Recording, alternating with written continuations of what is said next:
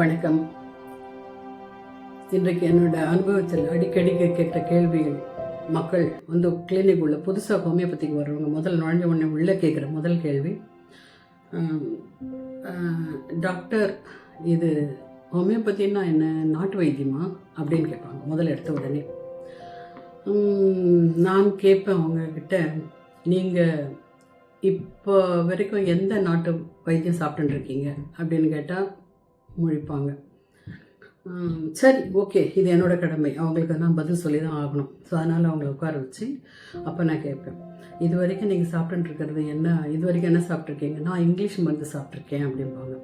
எங்கள் இங்கிலீஷ் மருந்து, தமிழ் மருந்து, தெலுங்கு மருந்து அப்படிலாம் இல்லைங்க அப்படின்னு சொன்ன பிறகு அப்புறம் அவங்க சிரிப்பாங்க.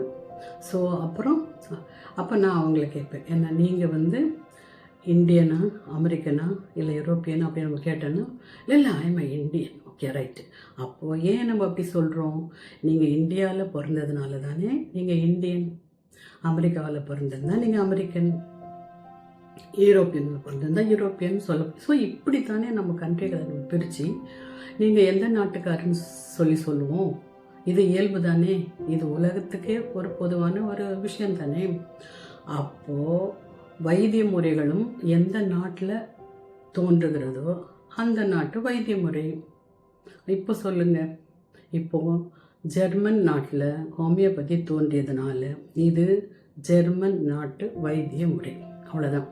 இந்திய நாட்டு வைத்திய முறை அப்படின்னு நம்ம சொல்லும் பொழுது நமக்கு சித்தா, ஆயுர்வேதா இவற்றெல்லாம் நம்ம சொல்லுவோம்.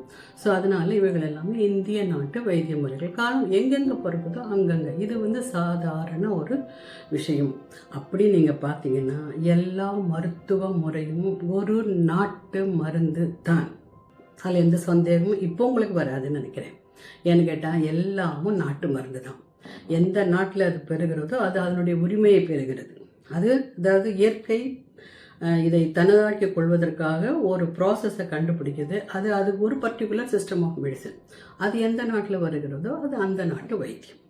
இப்போது உங்களுக்கு எல்லாத்துக்கும் புரிஞ்சிருக்கும்னு நினைக்கிறேன், நாட்டு வைத்தியம் என்றால் என்ன என்பது. இது ஹோமியோபதிக்கு மட்டுமல்ல, எல்லா மருத்துவ முறைக்கும் பொதுவானது என்பது. மீண்டும் சந்திக்கிறேன். நன்றி, வணக்கம்.